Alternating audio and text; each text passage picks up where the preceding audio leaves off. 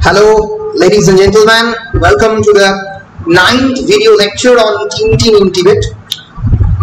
I'm Arindam Ghosh, as I've already introduced myself. I'm an assistant professor in a college located in Birbhum, and this particular video lectures are primarily meant for the students of the English honors in Krishna Chandra College, Hetapur, Birbhum.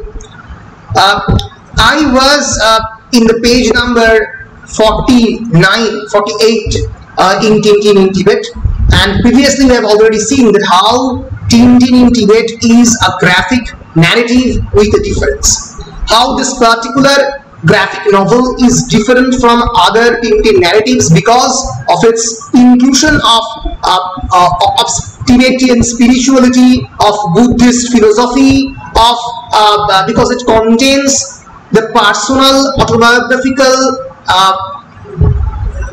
sad tone on the part of the Harje, and at the same time it is a narrative about friendship, about companionship, and of course the large expanse of the Himalayas, the whiteness of the Himalayas that actually expands throughout the entire graphic novel actually changed the scope as well as the structure of this graphic novel.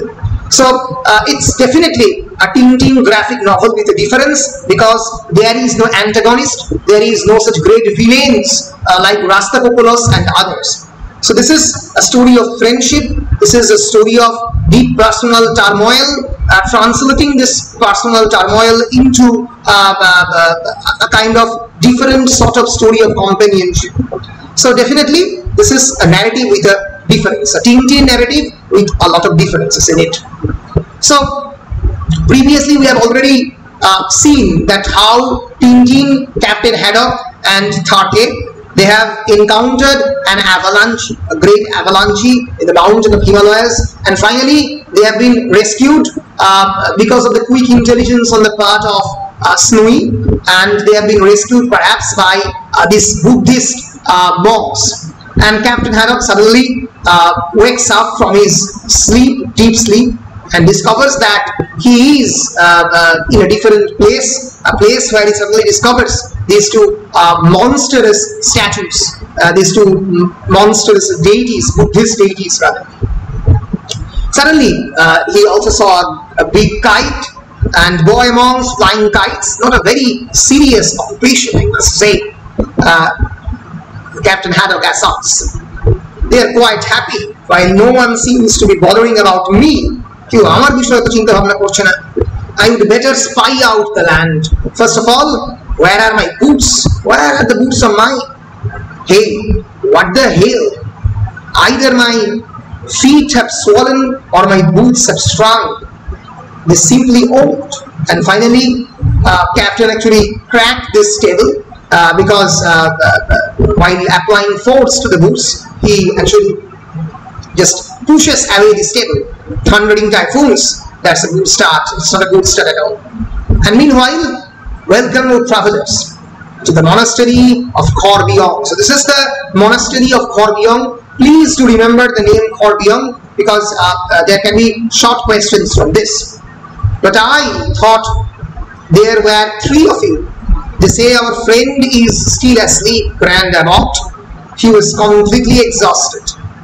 Yes, it seems that you men from other lands have a strange, uncontrollable desire to climb the highest mountains at all costs. Highest mountains means, of course, Everest. So you people from the other lands, from other strange lands, have a very strange and uncontrollable desire that অদ্ভুত ইচ্ছা রয়েছে এই পৃথিবীর সবথেকে বড় mountain climb করবার, even at the risk of your lives. Why is this? Why is this strange feeling? But Tintin said that they are different from others. In our case, Grand Abbot, it is not a search for glory, nor a love of climbing that brings us here. Our aim was, Tintin want to express that their aim was to rescue their friend Chan. And suddenly he can hear the onomatopoeic sound of rat-tat-tat. Air, I beg your pardon, but has anyone got a shoehorn? Tintin, Tharke, carrying these boots.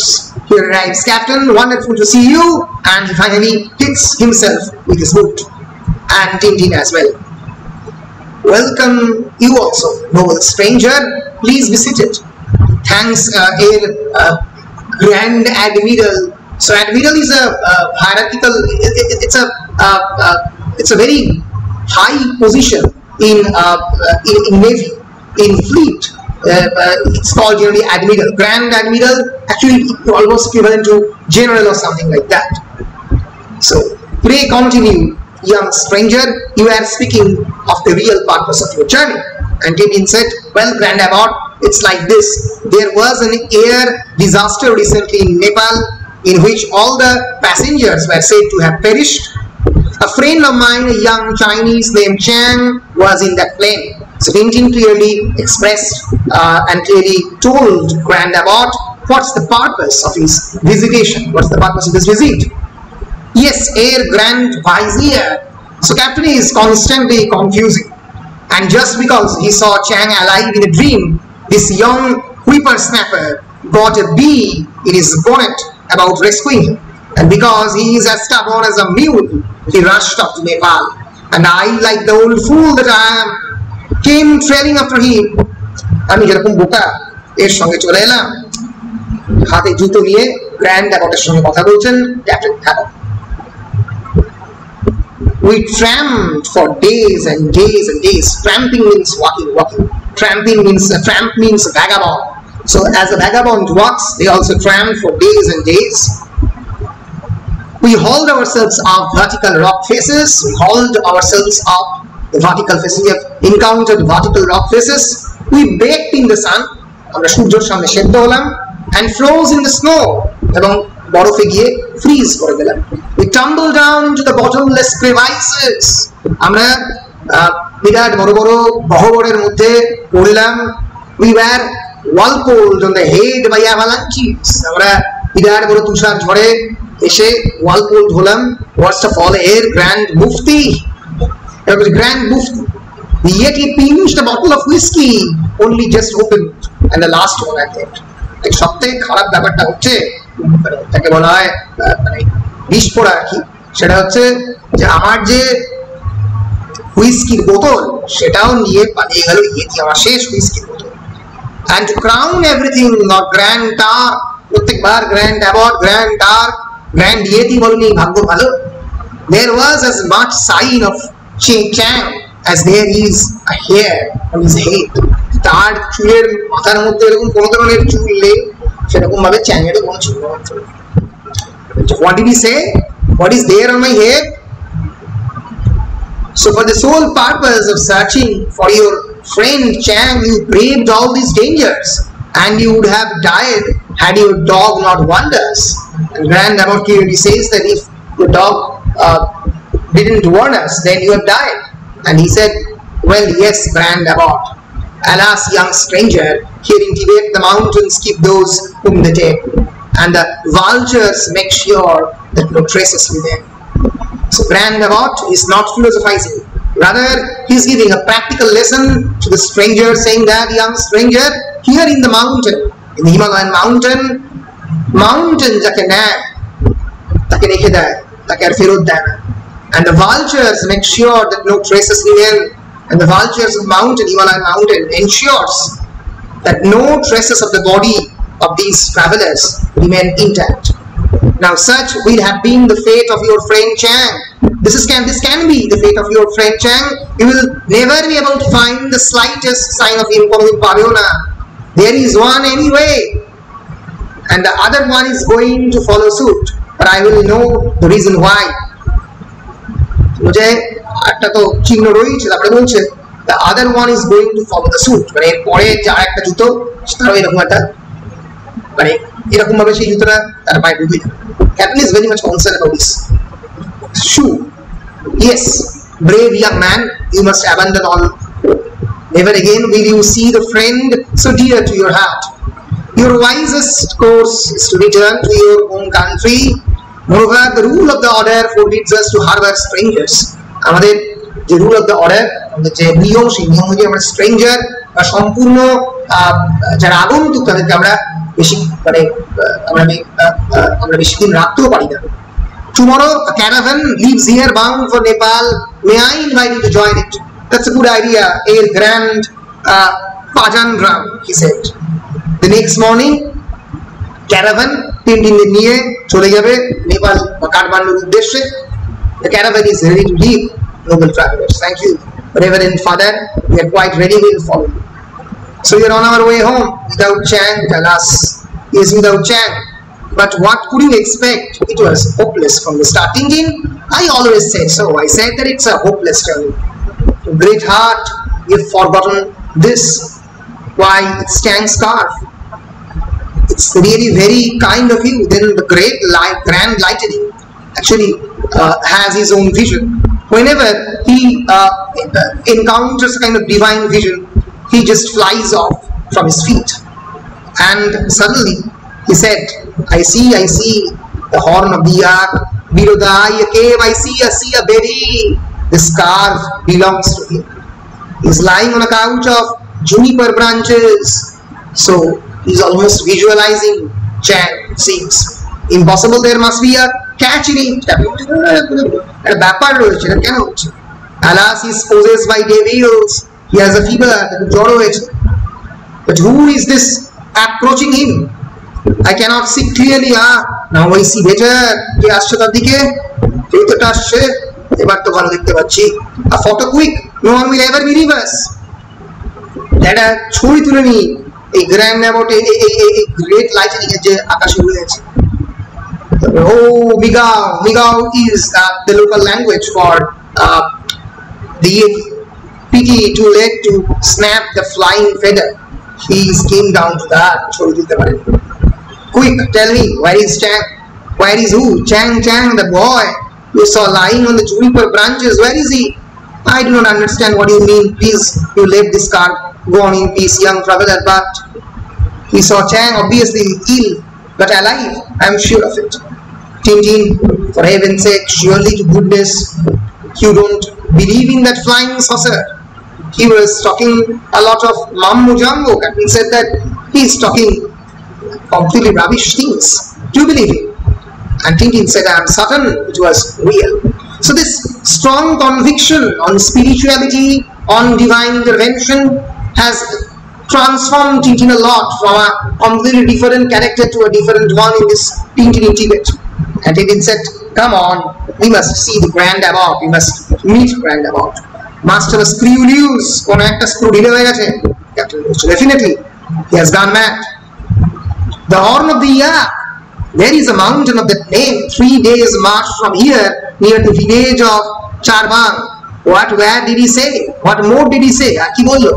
He mentioned an eye in a cave, billions of blistering barnacles. Don't tell me you are taking all this hocus pocus seriously.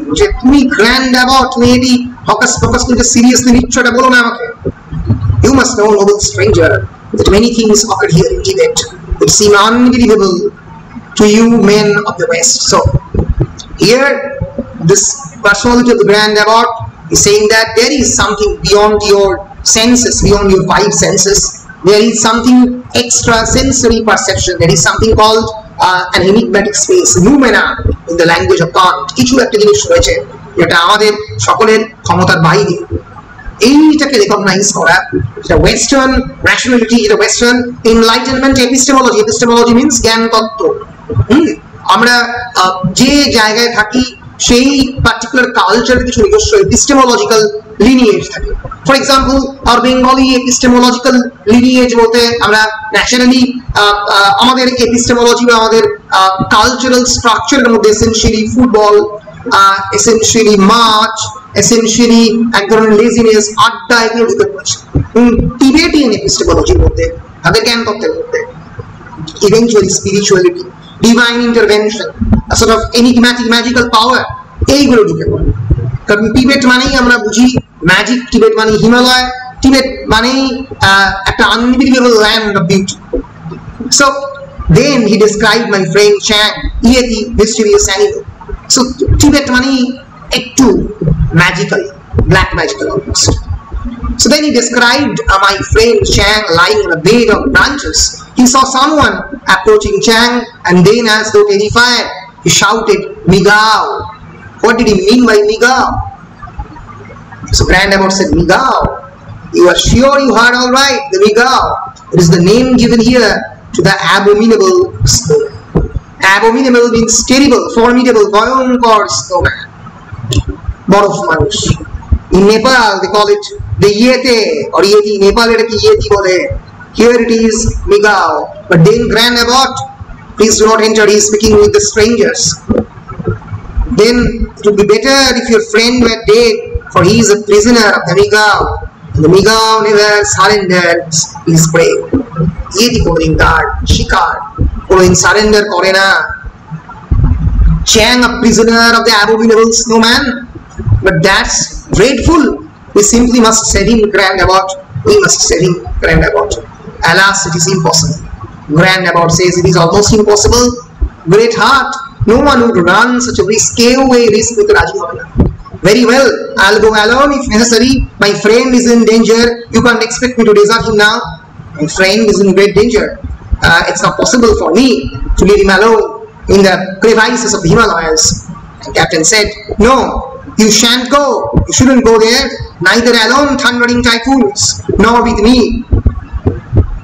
You got around me once, but it won't happen again. And there has been enough skylarking. There has been enough skylarking.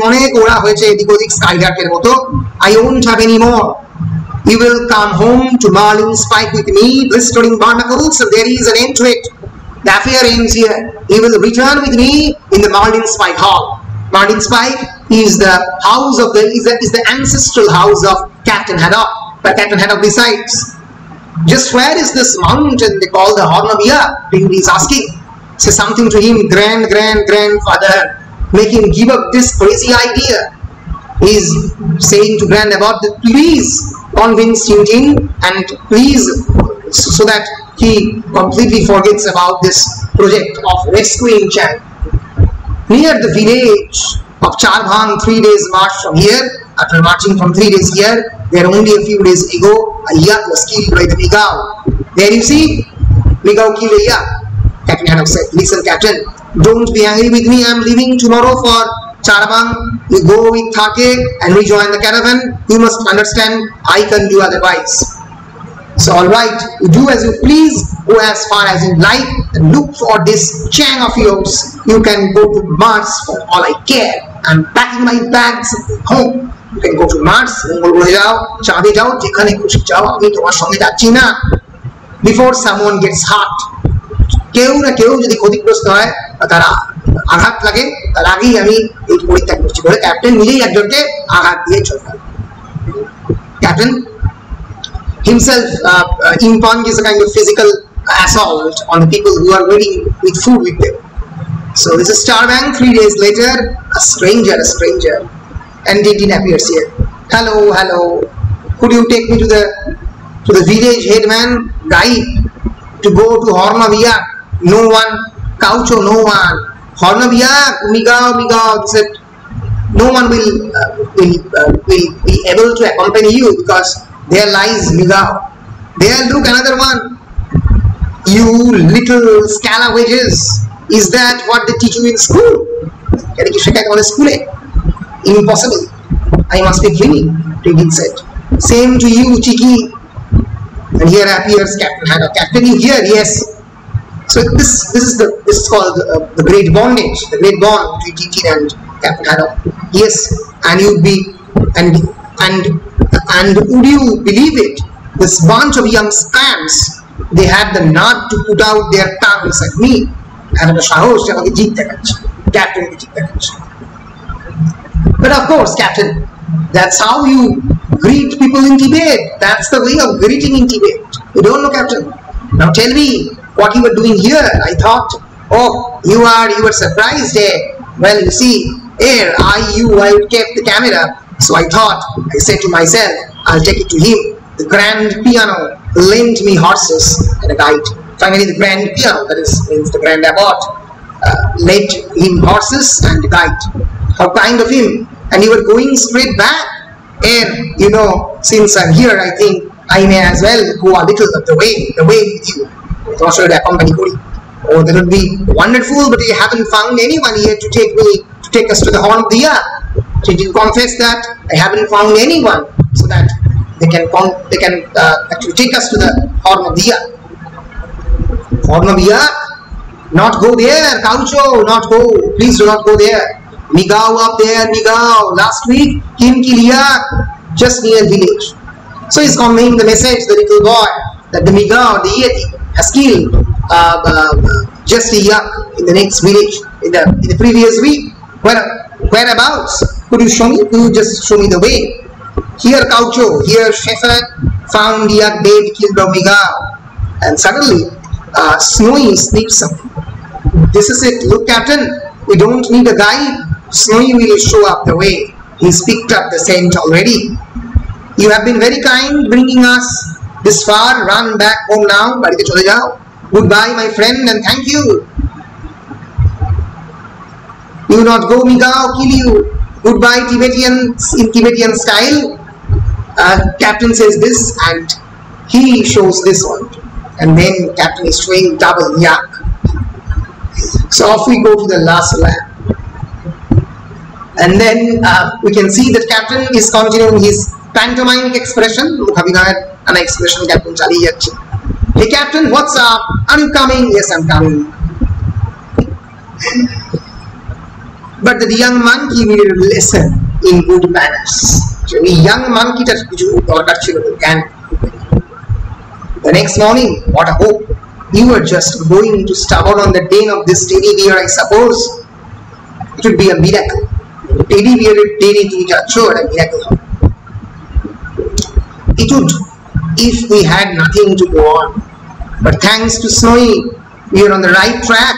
Now then our next objective is a mountain that looks like a yak song. So next objective is like a mountain with the yak song. Easy to talk.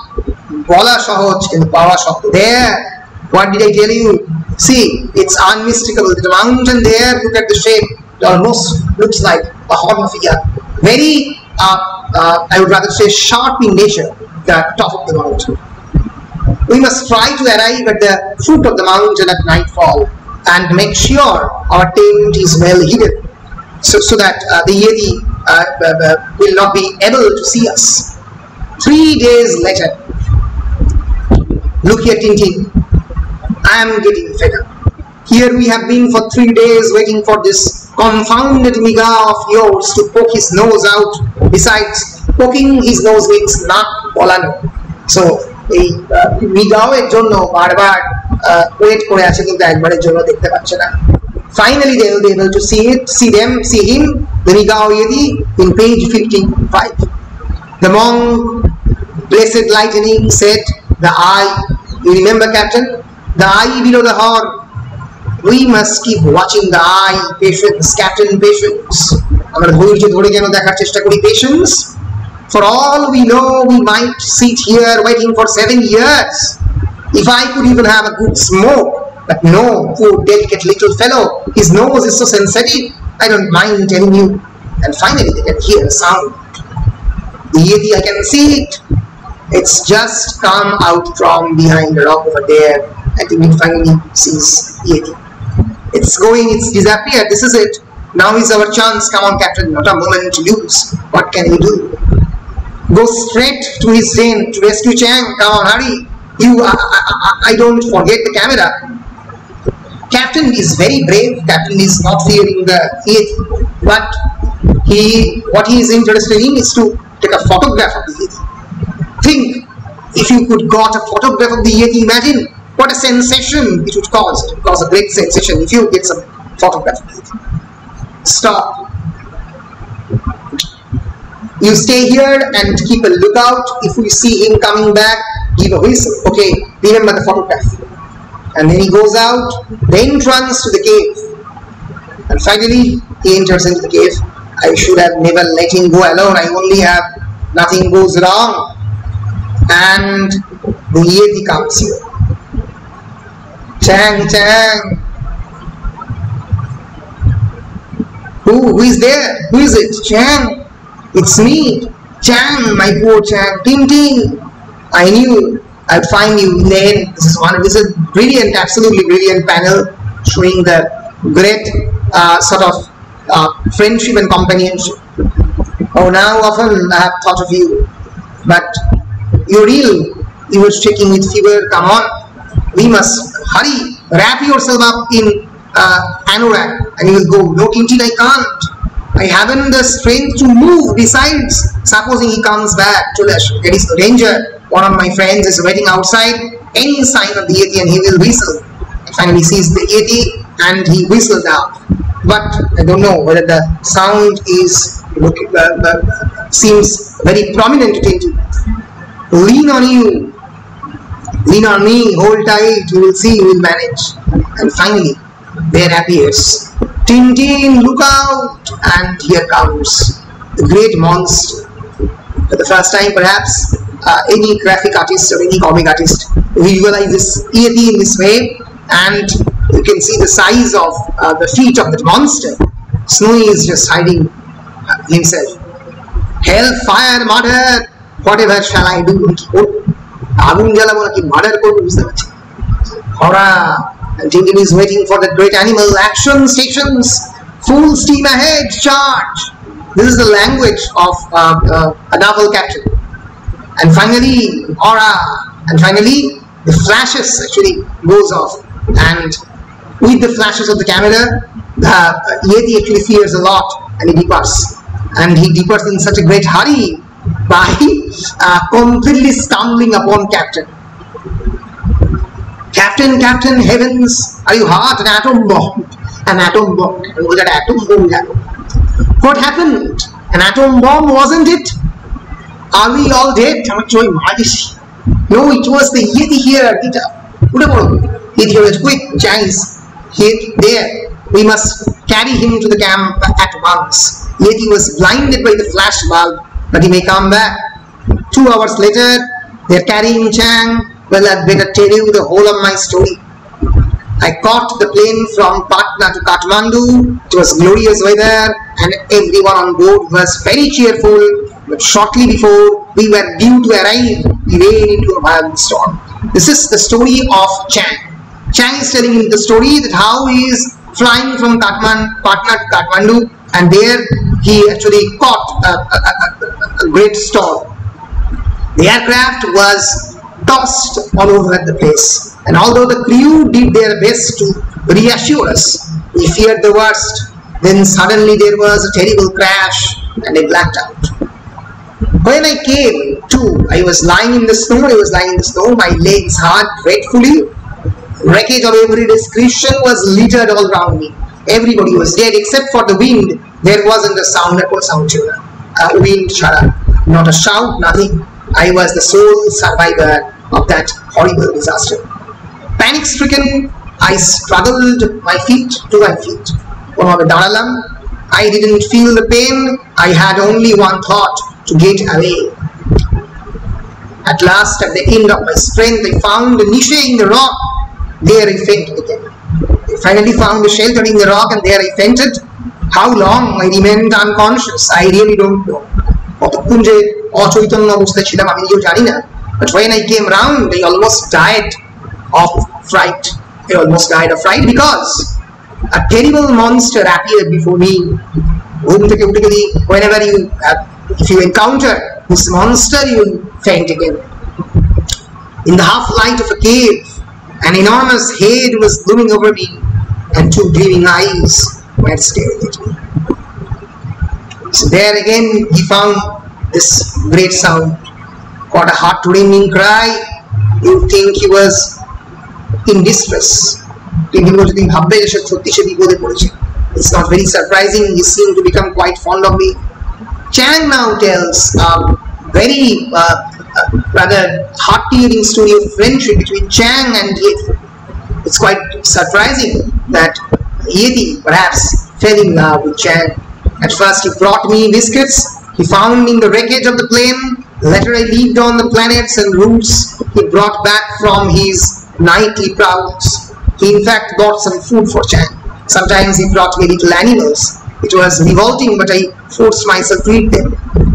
Though as a Tibetan I'm vegetarian, but I have to eat them Little by little I regained my strength until I could stand. Then I had the idea of carving my name on a rock. I finally carved my name on the rock. Yes, we found the cave, Chang, and saw the stone with your name on it. Then later we found your scarf. Oh yes, my scarf. I'll tell you about that. One morning the Yeti came rushing back. He seemed very frightened. He picked me up and ran off with me in his arms. Then began the dizzy climb up a sheer cliff. I was terrified, but he was amazingly sure-footed. Holding on with only one hand, he leaped us from the rock to rock like a cameos, like a chimpanzee. He stopped for a moment, then I saw what was happening. Far away, a column of men was heading the wrecked aircraft, and the Yeti was carrying me away from them. So this is the story of the rescue team. I screamed and yelled to attract their attention, but my voice was too weak. Then I undid my scarf and threw it over the edge, hoping that someone would see it and follow our tracks. That's just what we did, Chang. But what then? The Yeti carried me on. Another storm blew up. I was frozen. I don't know how long that fantastic journey lasted. I was only half conscious. All I know is I ended up in the cave where you found me. In cave I finally elam. Shaking with fever and exhaustion, I was utterly dejected. No one would find me. I was sure that no one would ever be able to find me. This is Yeti almost looking into Tintin and Captain Haddock and Chang. This is a game of perspective. Perspective to bodle har jamader dekhacche je Yetiর চোখ দিয়ে Tintin. I would die there alone, miserably far from my family and friends. Blistering barnacles, I have had enough. I can't bear anymore. You will have wait while I get my handkerchief. Captain is not able to bear anymore, and Captain suddenly sneezes, and you can hear the sound of this monster is just running away from it. Captain said, "So there you are, you antediluvian bulldozer. Come closer. Esho bulldozer. If you dare, you jobber now, and I will turn you into a heartthrob." Poor snowman, what a fright he got. The captain scared him away when he blew his nose. The abominable snowman appears to be a very human snowman, and captain is shouting as megacycle pyromania. You said poor snowman, how strange. The only one who knows him, and you don't call him abominable. Shoti ekmatro prani je chene abominable snowman who has actually physically met him, has called him poor snowman, not abominable snowman. So here we can see Tintin, perhaps Hergé want to highlight a kind of attachment between the man and the nature, man and animal. Perhaps the crime committed by Hergé or Tintin in killing the very innocent animals in Tintin in Africa, Tintin in Congo. This is perhaps a way of making these things up. Of course, I don't Tintin. He took care of me. Without him, I would have died of cold and hunger. Few days later, the strangers come back. Yes, we are here back again. And the Mikau hasn't eaten us. We need porters to carry this boy to monastery. And finally, 3 days later, we are nearly there, Chang. We will soon be on the mint. And finally, pack up your troubles, your old kickback and pom-pom. They can hear music, and all these Grand Abbot and the other monks have appeared. The Grand Abbot, it must be something very special to bring him out in full procession, greeting so great heart.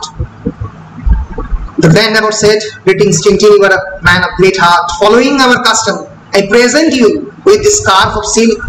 Blessed lightning told us of your approach, and I have come to meet you, so that I may bow in defense before you." So, the Grand Abbot shows a great reverence and respect to Tintin. Before me, Grand Abbot, but yes, what you have achieved. Few would have dared to undertake blessings upon you, great heart, for the strength of your friendship. So clearly, Grand Abbot says that Grand Abbot wants to ceremonize Tintin because of his strength of showing the great strength for the friend, for your courage and for your steadfastness, that you have taken right decision at the right moment. Take decision. You too, rumbling thunder, blessings upon you, for in spite of all, you have the faith that moves mountains. To move them, I would sooner fatten them. A mountain, moving mountain is a phrase showing the great faith. Prochondo bishwas thakle mountain ke move kora jay. Captain bolche mountain ke move kore nao. Ami to bhabchi mountain ke flatten kore debo. Mane পৃথিবী থেকে বিলুপ্ত করে দেবো মাউন্টেনকে, কারণ এদের কোনো প্রয়োজনই নেই। And here is the boy whom you snatched from the jaws of the Niga. Blessings upon you, young man, for your inspired great devotion in the hearts of these two strangers. এই দুটো আগন্তুকের মনের মধ্যে কিছু না হলেও একটা ভয়ঙ্কর inspiration, একটা বন্ধুত্ব তৈরি করতে পেরেছো। What about me? Don't get a word. আমি কি একটা কোনো প্রশংসা পাবো না?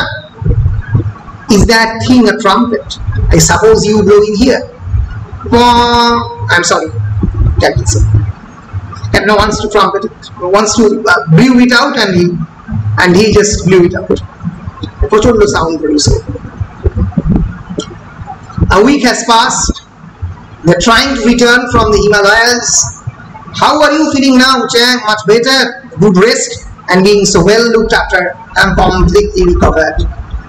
And here, finally, Snowy have found some good bones, fine, and thanks to those kind monks who organized this caravan for us. We'll soon be back in Nepal and then on our way to Europe. The old reprobate again. Reprobate means the old person who doesn't have any principle. So reprobate and reprobate are two actually basic division among the Calvinists. It's a religious term, but it means old man without any principle, called reprobate. The graphic narrative is going to end. A goodbye from the Yeti. Chang, now he is alone again until someone from an expedition manages to catch him. A present from Tibet. I know, I hope they never succeed in finding him. They will treat him like some wild animal, because Yeti will never be, they will treat Yeti like a wild animal. But Yeti, in the eyes of Chang, is an anthropomorphic creation. That is, Chang actually attributing some human qualities like sympathy and empathy to Yeti. I tell you, Tintin, from the way he took care of me, I couldn't help wondering if deep down he hadn't a human soul. So, Yeti has a human soul, said Chang. Who knows? And finally, he ends the entire graphic narrative while the Yeti actually looking into the entire caravan. Chang, Tintin, Snowy, and Captain Haddock passes away to their land, to Kathmandu. So, there ends the novel. The novel is really, according to me, it's perhaps one of the finest of the Tintin comics. Many critics call it the best of the Tintin comics because of its rendering, because of its absolutely brilliantly visual painting, because of the portraying this wild monster called Yeti, showing the power of the friendship, showing the value of the devotion, and showing the journey spirit, journey for truth, journey for light. So this is a different narrative. This is a different narrative from all other Tintin adventures. So I end here my this 8th video lecture on this note, perhaps the 9th one, I forgot, on this note. And then I will move into the various themes and discussing questions and answers regarding Tintin on Tibet. So thank you for your patience and for your attention. See you on the next lecture, perhaps on the last lecture on Tintin in Tibet. Bye. Thank you.